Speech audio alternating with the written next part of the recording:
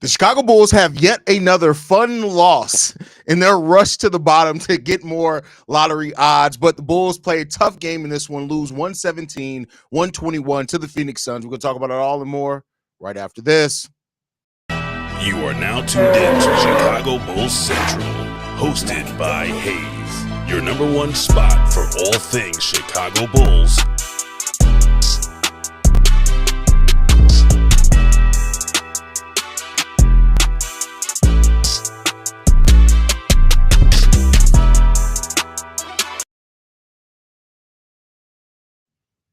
What's going on, Bulls fans? Welcome to another episode of Chicago Bulls Central, your number one spot for everything Chicago Bulls related. I'm the host there, Haize, but more importantly, you guys can follow the channel at Bulls Central Pod on every social media platform we happen to be on. With that said, let's go ahead and get into this content for today, y'all. And the Bulls lost, but this actually was a fun game. There were some questionable things in this game, like Modest sitting out an extended period of time from the third quarter until about midway through the fourth quarter. He immediately gets set back down after a turnover. But, Modest led the Bulls in scoring in the first half of the game, but Coby White came alive in the second half of this game. He ends up going 7 of 14 from the field, 8 assists, 20 points. Like to see Coby White being that productive. He was also creating a lot more in this game. Josh Giddey doesn't have the type of second half that he had in the first half, but 10 assists, 8 rebounds, 3 steals, 1 block, 24 points from him. Really good moment there from at that time as well. And Vooch came alive in the second half as well after Vooch had a very pedestrian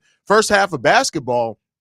He came alive in the second half a little bit. Vooch is still, for the most part, checked out, right? I don't think many people are gonna argue the fact that Vooch is kind of checked out. That's the way that it appears. But for what it's worth, he went 4 of 8 in the second half of the game for 12 points. 7 of his rebounds came in the second half of this game. And as the Bulls got down the stretch of this game and competed, another player that stood out, Julian Phillips, only 9 points, but he was one of the reasons that Modest did sit at times in this game. Julian made some really important defensive plays in this game, and you love to see that from him. Gotta love to see that in the way that they keep doing it. But I think at the end of the day, man, overall, I'll say this, is that these are the type of games that you're going to see a lot from the Chicago Bulls for the remainder of the season. You're going to see games like this where they're competitive, right? Because we've seen the Bulls fight hard before. But until Coby becomes a little bit more consistent, or, Modest Buzelis becomes more consistent, things like that, Vooch is a more threat throughout the majority of the game, the Bulls just aren't going to win a lot of these games. But, as well from the bench, we got 14 points from Kevin Huerter, another player that I haven't really liked the minutes that he's given the Bulls since he came here. 30 minutes played today. Every one of those were earned. 5 of 12 from the field. 14 points in this game. He was plus 11. Led the team in plus minus today. Kevin Huerter, again, I've called Kevin Huerter a system player before, and that's the type of game that he had. A very well-rounded system player today. It is what it is, man. I think that overall, this was a game where you got to see some young guys show some things, Modest especially in the first half. Not so much in the second half. Josh Giddey played solid throughout the game for the most part. Again, didn't do as much scoring in the second half of this game. That's because Coby came alive, and that's just how it's going to have to work. Like, even still in the second half, Josh Giddey still had 12 points. He still had 12 points in the second half of this game. He went 3 of 7, but he still had 12 points, right? Overall, Josh Giddey played a really good, again, Josh Giddey haters are going to have to back it up with more than just blind hate when it comes to Josh Giddey. 12 points, 5 assists in the second half of this game. Coby White was cooking with 15 points. He went 5 of 8 in the second half of this game overall. And this was how you can start. If Coby and Giddey are going to work, I still have my doubts as a backcourt if they can work for any meaningful amount of time. But if they're going to work, it's going to be something like this, where you see in the second half, Coby was doing more of the creating. He was driving. He was being aggressive and getting to the lane. He was creating off those opportunities. And Josh Giddey was able to still score some, right? And if you have a Josh Giddey that's not being as ball dominant, that still puts up 12 points, even though it was inefficient, he shouldn't have took some of the shots he took. But if you still are getting that production from him, that could be a backcourt that to some degree can work. You still got to figure out the rest of the makeup of things. It's still not a seamless fit, right? But it seemed like there was more intention behind Billy Donovan and how he used his point guards in the second half of this game. So, again, this is just the type of games you're going to see from the Bulls over the remaining part of the season. You're going to see this type of game from them And that's perfectly fine, right? We know that the rest of the season isn't about wins or losses. We know that. That's not what we're coming in here for. We're not going to win a whole lot of games, and that's perfectly fine. But it's good to see some of the young people step up. I already talked about Giddey, talked about Modest Buzelis. Julian Phillips showed exactly what he can bring, at least defensively today. And he was 3-7 for 9 points, 3 rebounds, 1 assist, 2 steals, 1 block. He did foul out in this game. That's because he was guarding Kevin Durant a lot in the second half of this game. But if Julian Phillips can start putting together performances more like this, where he's playing really solid defense, he's rebounding the ball well, and he's shooting the ball decently well. While he was 3-7 from the field, he was 3-6 from three-point range. That's something that you can try to build off of, I think, right? So, especially for the remaining 25 games left we have this season, why not take a shot at it? P. Will's going to be out for 2 weeks, so this is 2 weeks where Julian Phillips can really try to show what he can bring. And let's see if he keeps playing well. Dalen Terrell only got 4 minutes today. He did go 2 or 3 from the field with 1 assist, 4 points. Okay there. Zach Collins stepping in for Jalen Smith, who's out injured, put together probably his best game as a Bull as well with 8 points, 10 rebounds, 1 assist in this game. He played some really, again, system player type minutes, and I commend him for that. He was part of one of the stretches where the Bulls went on a really good stretch defensively there. Zach Collins was actually out there for that stretch. So there you go. Trey Jones didn't really play too good tonight. Had some defensive moments, right? But it is what it is there. But overall, that's my thoughts on the performances from the players, man. Like I said, Billy Donovan did some of the usual Billy Donovan head scratching things. And that is what it is. Like that's the Billy Donovan experience. You're not gonna run into any situation where Billy Donovan doesn't do some stupid shit like that. But overall, man, I think the team just they got their things that they of course need to work on and continue to develop. And that's what the remaining part of this season is really about. It's about development, man. So, hey, Julian Phillips said, I got 6 fouls and I will use every single last one of them. Hey, you remember when you used to have guys on the bench that was literally their role, right? So it is what it is, man. Can't blame this loss on coaching. Coaches don't control turnovers. You're right, but you know what you can blame it on? Your defensive adjustments. You know what else you can blame it on? Like, you can't abstain it coaching from this. Coaching absolutely played a part in this. We didn't adjust well at times, and sometimes we were slower to adjust. Now, I will commend Billy Donovan for how he left out a group there that he doesn't typically play a group because they were actually having some success defensively. And they were trying to get back in. They were getting the team back in rhythm. And Billy Donovan actually went with them and didn't move away from them. But you can't abstain. Coaching definitely had a part in this loss as well. I got to show John Collins some love because he was crashing the boards tonight. Zach Collins, you mean? Zach Collins did play pretty well for the Chicago Bulls today, man. It is what it is there. Giddey is far from perfect, but he deserves to stay. Listen, I can't knock your thoughts for that one, man. Giddey equals the truth. Sucks that Phillips fouled out. Yeah, I mean, but listen, when you don't play a lot of consistent minutes, which Julian Phillips doesn't, and you're guarding a defensive assignment like Kevin Durant in clutch time, it was clutch time. That's why you need to be out there for those times. And hopefully Julian Phillips uses this as a growth opportunity and launching pad going forward. Giddey really been motivated lately on defense, not locked down, but he's active right now. And that's listen, with Giddey's size advantage that he's going to have over most point guards, right? With that, like he can stop a point guard from driving. Now, there's going to be some things, of course, where the lateral quickness is going to be an issue for him at times. Some of the more physical point guards in the league are going to be a little bit problematic for him at times. But Giddey has the physical makeup to be a solid defender. It just comes down to engagement, and we've seen it this season. And when you've seen games where Giddey has had success early and he's locked in on defense, it's not to say that he still doesn't make some mistakes. There's still going to be some positions where you're looking at it like, damn, Giddey, what was that? But it's a lot more positive than not, right? And so he just got to find a way to tap into that consistently. The reason we lost because Lonzo played terrible. I mean, here's the thing. Lonzo was one of the few players with a positive plus minus. So I can't say that he played terrible. He shot the ball terribly, but it's a lot more of the play than just shooting. And that's what Lonzo brings to the court. That's why he actually leads the team in plus minus, because even when his shot's not falling, he's doing a lot of other things out there. I just hope that this organization can change their damn nepotism. They're starting to act like the male version of Kathleen Kennedy and Star Wars. That is a wild statement But I feel where you're going from with that. I definitely feel where you're going from with that one. Coby came to light after that trip to the locker room. Hey, listen. Hey, listen. He rolled that ankle. He came back. He's like, you know what? F all this. If Vooch played better defensively, we could have won this game. And Lonzo, please stop shooting those threes. That's all he shoots, basically.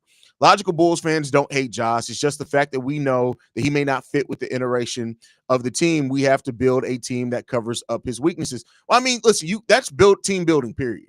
Every team is built to cover up players' weaknesses.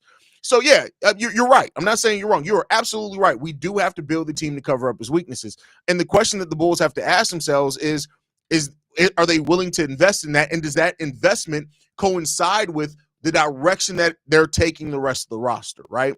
That's the question that they have to ask. Now, here's the thing that I'll say, and I say this anytime somebody talks about fit. We are way, way too far away from being anything of a solid team to start talking about, well, this fit doesn't fit the style. We don't have a style right now, right? So we're still trying to identify that. And that's what it's up to the front office to work with the coaching staff to figure out and identify those guys. Josh Giddey had a good game. Maybe he's starting to take the number one option role since it's up for grabs. I said it before. He's been the most consistent Bull since the Zach trade. This game was over when Vooch missed the shot with 2 minutes left. Down by 2, you can't give KD and Book more opportunities. That's a big fact. Big fact. Lil Famo, I think Giddey finally understands how to get his points with our team. And it is a process, right? And I mean, when you're not only trying to figure out your backcourt with him and Coby, you had Zach LaVine who was going to get his shots early in the season. Vooch was cooking early in the season, so he's going to get his shots. And sometimes players need rep. Now, what I'll say with that, you guys know I like to cover every perception, is that I always like to go through this with it just to watch out for it, right? Not saying it's going to necessarily be true, but let's watch out for it. You always have to worry about players that need a high volume to be productive. Not saying that to have a high volume to score more. That's basically almost anybody. But to be productive, if they need to be a high volume player just to be productive. For example, THT is one of those players. Now, I'm not comparing Josh Giddey to THT by any stretch of the imagination. I'm just saying that he's one of those players that he needs a high usage to be any shape, form, of productive. When you're not using him at a high rate, he's not productive at all. Early in the season, THT was operating as a high usage player because players off our bench, we were playing Julian Phillips and Dalen Terry. They were the first players off the bench. They're not players that necessarily get their own shot consistently. So THT was able to come in and be very aggressive, be a high usage player. And after we went to a more kind of formulaic and typical bench rotation, you saw that efficiency drop off hugely for THT. So you don't always want to use let's get him more shots, thus he can be productive. You want to watch that, right? And I'm not saying that Josh Giddey is going to be one of those guys. For all we know, with more usage, Josh Giddey can maintain being productive. He can round out his game, all those type of things. But it's just something to watch out for when you start talking about those things. Illogical Bulls fans are the type of people to scare a girl away on the first date. Well, listen, you could have just said Shay's name. Like, you don't have to, it is what it is. If Lonzo had give us at least 5 more points, we would have won the game. Yeah, but you could say that about anybody, right? Gabriel said, fun bad. As you said, they're getting there. I reckon they're on the verge. I'm enjoying watching these far more than before. Hey, listen, definitely a fun game to watch, and I enjoy watching it. So stop talking about building a team around his weaknesses. You build around his strengths, size. No, see, and that's what you don't understand. When you build a team, you don't just build around somebody's strengths. That strengths are going to be there. You of course want to maximize, but you also have to overcome. If you don't think you factor in somebody's weaknesses to help cover up somebody's weaknesses when you're building a team, then you're just going to keep losing. So no, you absolutely build a team and to help cover up some of his weaknesses. I didn't say that's where you don't, at this point, you don't build a team around Josh Giddey at all. But your question is that as you're building your team, is that type of team going to help cover up some of the major weaknesses of Josh Giddey? That's the statement there. Comprehension. Giddey has been the Bulls' best since Zach was traded. Julian has been good the last 2 games. Yeah, I mean, and what if I'm not mistaken, Kevin Huerter had a good game the last game as well, right? So we'll see. Giddey can develop into an all-star. Last 2 games alone showcases immense upside. You can't go off upside off 2 games. And that's for any player. Hell, Kobe had 20 games in a row playing really good last year. You can't just take that, right? You got to see how they're going to sustain it over time. Now, every player is going to have dips. Every player is going to have games or a 2 or 3 game stretch where they can't get it together. But that 2 game stretch for nobody shows any all-star upside. It's how you sustain it, right? And Josh Giddey looks like he's starting to sustaining some more solid, consistent play. Bill acting like he big time after that last 3-point shot. Bird must not realize they're not even in the playoff hunt, let alone the play-in picture. They are in the play. I think they're only 2 games out of the play-in, if I'm not mistaken. They're 1.5 games out of the play-in, so they are in the play-in hunt. I mean, especially with the Spurs now losing Wemby, they very well can get in there. Love to see Spicy Ginger Valentine hitting threes with some of those misses. Yeah. I mean, you got to take that. He's a shooter. He's going to shoot, right? I swear we just need a better coach. Billy Donovan should have honestly be a G League coach. He's better than a G League coach. Come on, man. But, it is what it is, man. I love Lonzo on the team, but where has his offense been the past His offense has been inconsistent all year. And that could be a thing of just getting back in rhythm, right? I mean, everything else for Lonzo has pretty much looked like Lonzo Ball, right? And so because of that, like with how long he's been out, I'm not surprised if maybe the timing, the lift on his shot, something's a little off there of what it is. But Lonzo's offense has been inconsistent the entirety of the year. But again, that kind of also points to how good he is in almost every other facet with the fact that he leads the team in plus minus, right? But he has been very ineffective. If you go by month for Lonzo, for example, in the month of October, he shot the ball 35% from the field. November, he only played 2 games in November, 42% from the field. December, 31% from the field. January, 39% from the field. So far in February, 30% from the field. It's been real up and down for Lonzo for the entirety of the season.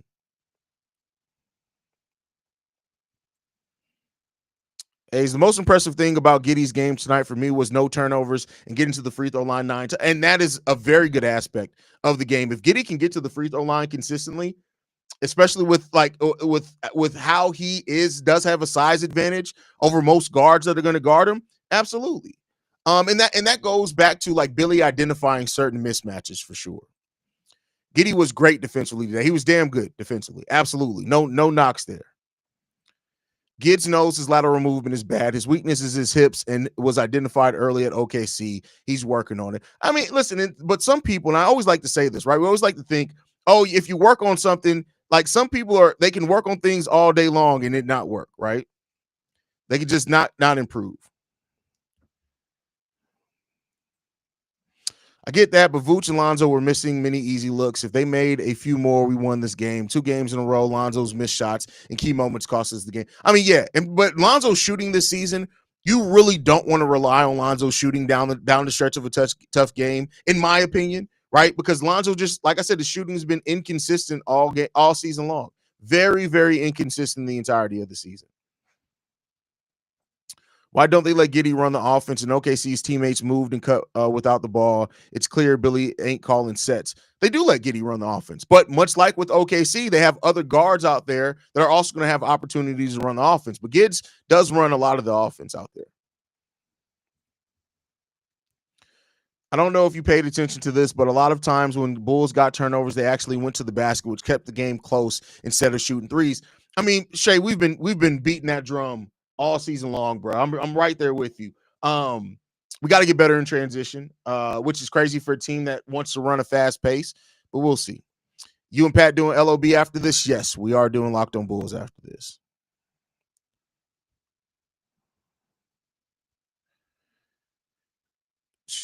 We must account for the rebound advantage. 7 more for the Suns. That has to factor in. Yeah, I mean, but here's the thing. It does factor in. Let me see what's the second chance points, because rebounds, but the Bulls won second chance points. We won 13-9 on second chance points. So, it is what it is there. I'm sorry. Cerebral palsy not only fucked up my legs, but my sense of comprehension when I talk. What?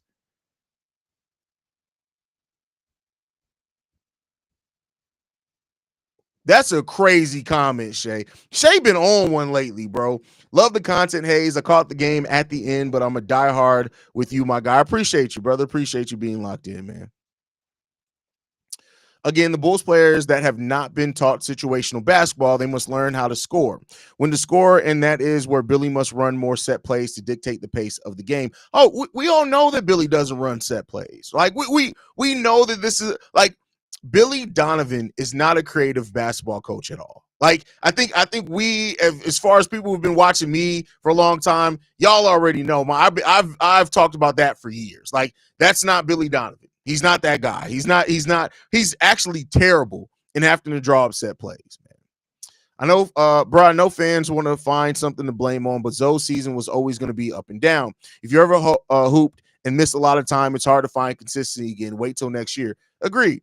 Like, that's why I said, like, with how good Lonzo has looked in most aspects of the game, we always knew that something was going to take a little bit of a learning curve to get back, or maybe a little bit of a time to find his rhythm.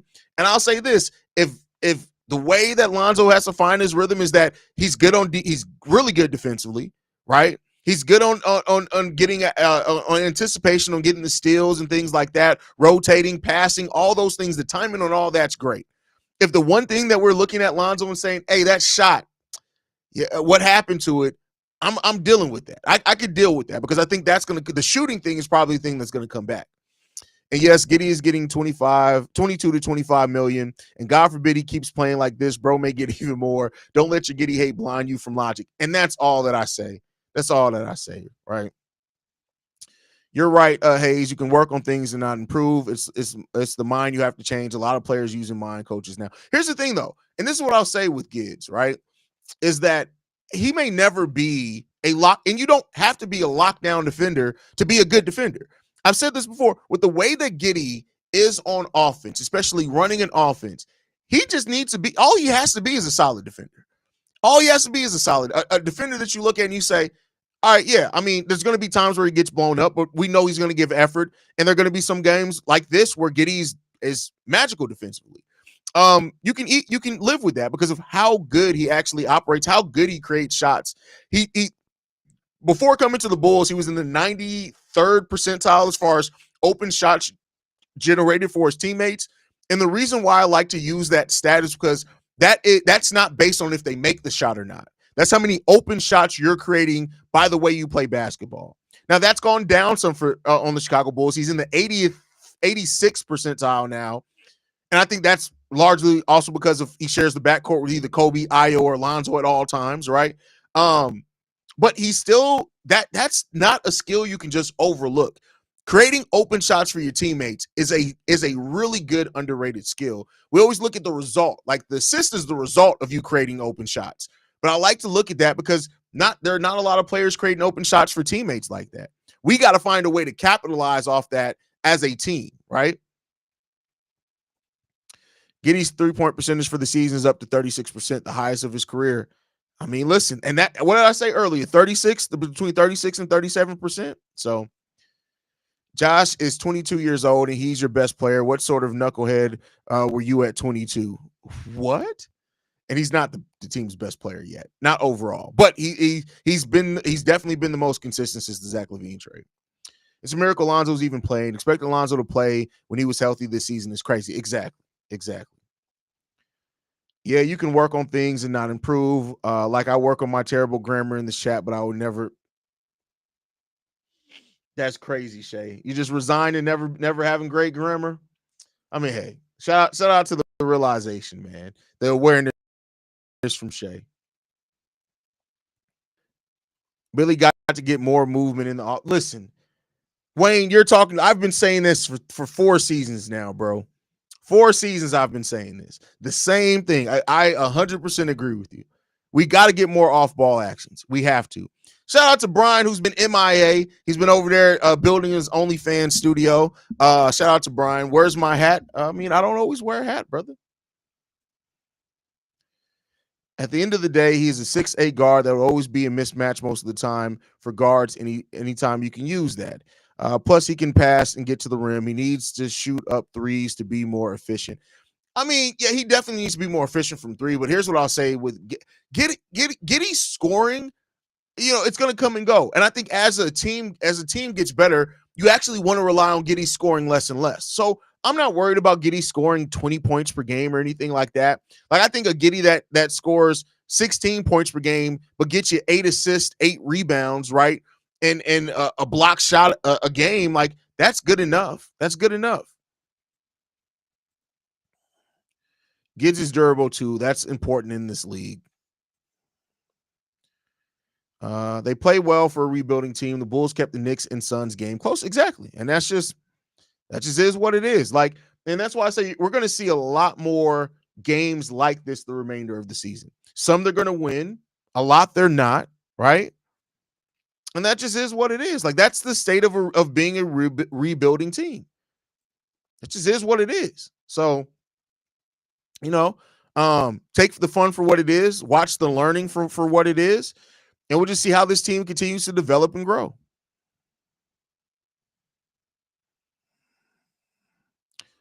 Off-ball action. No, it's not. That's an actual basketball term. Off-ball action is not a crazy thing at all. The big issue in the last two games is that who on the Bulls right now would say needs to be the one to take the final shot? No go-to players on the roster. And that's fine. You play as a team. I mean, it just is what it is.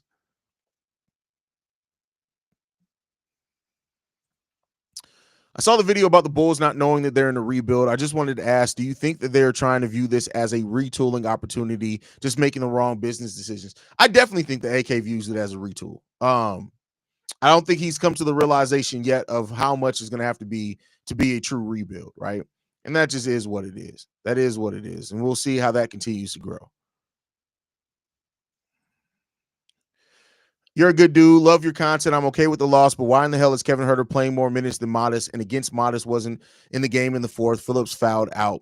Here's the thing, and I listen. I get what you're coming at, but if you watch this game, Kevin Huerter was balling today. Like I mean, he missed some bad shots that were just like, "What are you doing?" But Kevin Huerter played a really good system player type game today. I can't knock Kevin Huerter today. 9 times out of 10, I'm going to agree with you. But it is what it is, man. We played good the last 2 games. Yeah, it's not just because you lose doesn't necessarily mean you played a bad game when you're a rebuilding team, right? And that's why you got to look, and that's why I said, and I pointed out at the beginning of the stream, Julian had some really good defensive minutes tonight that were important for his development. Love the way that he showed up today. Love the way that he was part of the Bulls team that went on a little run, right? He played that. Josh Giddey, solid throughout this game today. Played a really good game of basketball. Coby White came in on the second half of the game. So, you take your things and for evaluation, because that's still where we are, and a lot of times is evaluation. And we'll see what happens, man. Let's be honest, we just don't like the way Giddey looks playing basketball. His herky-jerky, non-fluid style isn't aesthetically pleasing, but it can work. Develop his defense and let him mature. Listen, I don't give a shit how like that. Let me go to my Franklin Saint from Snowfall. I'm not gonna let the way you don't like how a motherfucker play how the look of a motherfucker play basketball tear shit up. Like, yeah, he does have a herky-jerky motion. It isn't the most fluid. Like, you don't look at Josh Giddey and you're like, oh my God, this is the most fluid, analytical, whatever. Like, but he gets it done. Like, that's the thing. Regardless of everything else, Josh Giddey is getting it done right now. And you're seeing that confidence that he's building up affect the offense and the defense. So you got to love it, man. You got to love it.